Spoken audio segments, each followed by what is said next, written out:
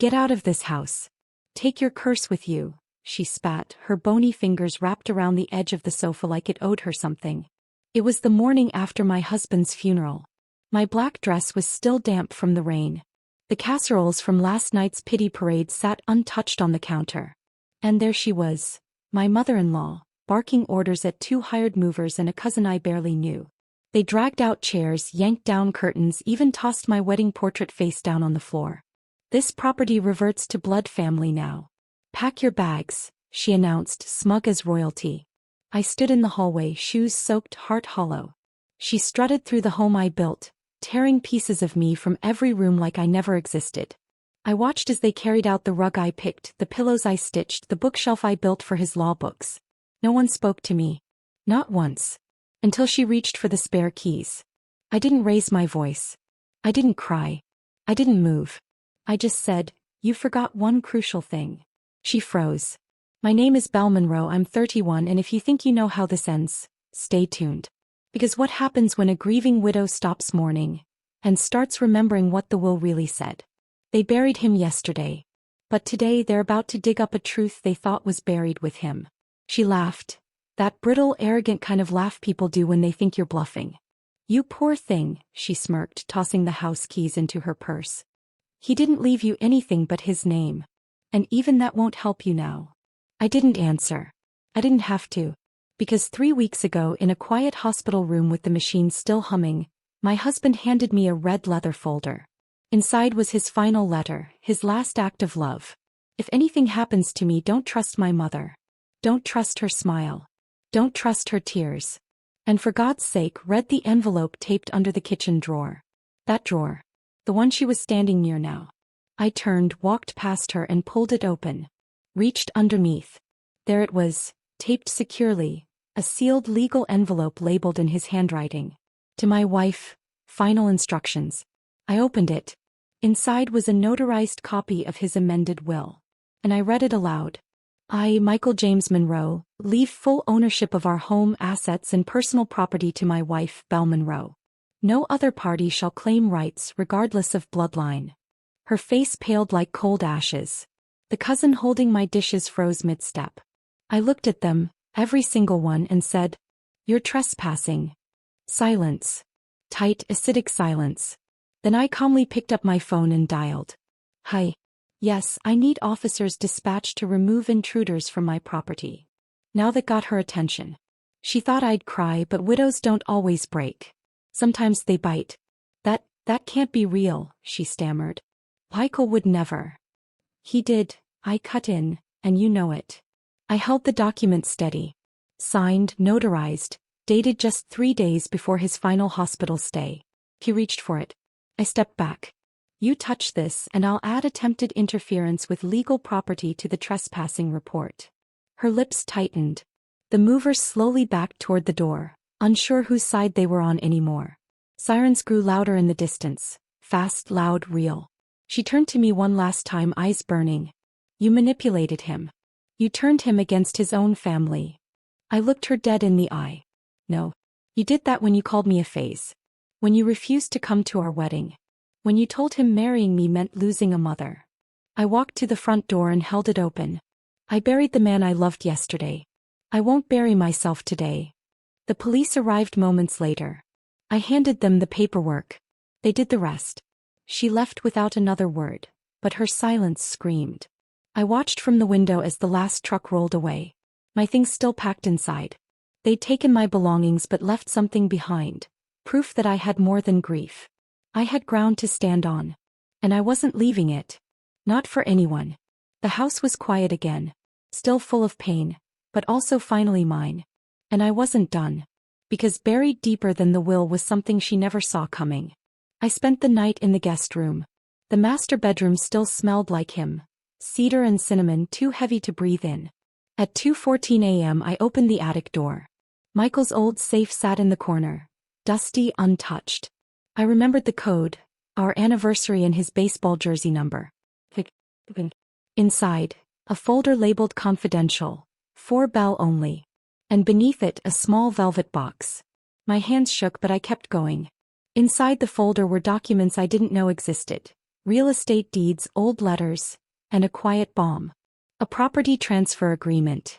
Michael had purchased a lakefront cabin, in my name. Sole beneficiary. No mention of his family. The purchase date, 2 months before his final surgery. He knew. He knew they'd come for blood. And he wanted to give me roots someplace no one could touch. Tears fell, but not just from pain. This was love. The kind that plans for your survival even when it won't be there to witness it. Then I opened the velvet box. A necklace. Delicate gold. A tiny charm shaped like a key. Underneath it, a note in his handwriting. For your next chapter. No one can lock you out now. I didn't sleep that night. I packed, not to leave in defeat but to relocate in victory. They thought they'd evicted me. But all they did was clear the stage. Now I had a cabin, a key, and a storm in my lungs. It was time to rebuild. On my terms. A weekend away. No cell service, just trees, wind, and the sound of Michael reading aloud on the porch. I unlocked the door with the tiny charm from the necklace. It fit perfectly. Inside, everything was exactly how we left it. His flannel draped over the armchair, 2 coffee mugs drying near the sink, the stack of books he never finished. I stood in the center of the living room, letting it all wash over me. Grief, yes, but also ownership. Not just of a property but of a life. A version of myself that had always been made to feel temporary. Till now. I spent the next few days cleaning, restoring, reimagining. Then I made the final move. I called Michael's lawyer and requested a legal notice be drafted to his mother. It was short, cold, and precise. As the lawful widow and sole beneficiary of the Monroe estate, I hereby inform you that any further harassment, contact, or illegal interference will be met with court action. This is your only warning. No emotion. No rage. Just boundaries, the kind she never thought I'd have the power to draw. I mailed it certified. Tracked the delivery. Signed received. No reply. No lawsuit. No more surprise visits. Just silence. Delicious, well-earned silence. But still I wasn't done. I opened a folder on my laptop labeled The Monroe Files. Because while she was busy trying to erase me, Michael had been quietly documenting everything about her. It was time to make sure the world saw her the way he did. Michael kept everything: emails, voicemails, copies of bank transfers. He'd built a digital paper trail so meticulous it looked like an attorney's prep file for court. At first I didn't understand why he recorded conversations, saved screenshots, even kept audio files labeled with dates and times. Then I saw the folder titled For Her Protection. Inside were recordings of her screaming, threatening, manipulating. One clip from 2 years ago. If you marry her, I'll cut you off. Don't test me, Michael. You'll regret tying yourself to that leech. She'll drain you dry. Another from 6 months before he died.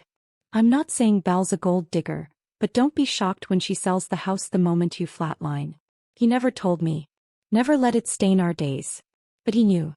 He knew she'd come for me the second he was gone. And so he did what good men do, he built a fortress out of truth. He left me armor stitched from evidence. I gathered it all. Made backups. Printed transcripts. Then I assembled a private dossier titled When They Try Again. Because I knew her. She didn't lose, she waited. And the moment she sensed silence, she'd strike again. But this time I wouldn't need to fight. I just pressed play. I didn't want revenge. I wanted her to stop rewriting history. And if she wouldn't do that willingly, I had the soundtrack to her downfall ready. She made her next move exactly 30 days later. An envelope arrived at the lake house. No return address. No stamp. Hand-delivered. Inside was a letterhead from her lawyer. Or rather, the one who still tolerated her. Our client, Diane Monroe, asserts that emotional distress, displacement, and lack of access to her deceased son's home warrants partial restitution of property or financial compensation. Should this not be settled amicably, legal proceedings will follow. No signature from her, just a threat in cursive ink. I didn't flinch. I emailed my lawyer everything. Michael's recordings, the will, the timeline. His reply came the next morning. We'll respond formally. She doesn't have a case, but she might have an audience. Be ready for gossip. He was right. 3 days later, a cousin posted vague family drama on Facebook. He got everything. Some people forget who raised their husbands. Another commented. She always gave off snake energy. No one tagged me, but it was clear. Diane was trying to smear me, to paint me as the cold widow who hoarded wealth and locked out family. What she didn't know was that I'd been preparing my response. Not in court. Not on social media. But in a single private group email. I hit send. Subject: in defense of silence. Dear family. I never wanted a war, but I won't be buried quietly in someone else's story. Attached are documents, recordings, and the truth. Read it or don't, but I won't explain myself again. No more secrets. No more staged martyrdom. I'm giving you the real script. It's your choice whether to keep clapping for a lie or sit with the truth. I never got a reply to that email, but I saw the ripple. The cousin's vague posts vanished. The whispers stopped. And Diane, she never filed that lawsuit. Silence can be louder than any fight when it's backed by truth. Weeks passed. I settled into the lake house. Painted the porch. Planted lavender near the mailbox. Each small act was a declaration. I stayed. You didn't break me. One morning a letter arrived. No lawyer this time. Just her handwriting. I didn't know he did all that. I didn't realize how much he gave you. You win, Belle. But remember, you were never one of us. I smiled because she was right. I was never one of them. Not by their rules. Not by their cruelty. But I was everything Michael chose. The home. The life. The legacy. And they couldn't touch that anymore. Later that afternoon I framed the deed to the lake house and hung it by the door. Next to it I placed the photo of us on the porch that first weekend, his arm around me, eyes squinting into the sun. I whispered, "You did good, love. I'm safe." And I meant it. Because revenge didn't come with screaming matches or slammed doors. It came with peace. With roots. With a key they could never duplicate. I didn't just survive her. I outlived the version of me she thought she could erase. And now every breath here is mine. On land she'll never walk.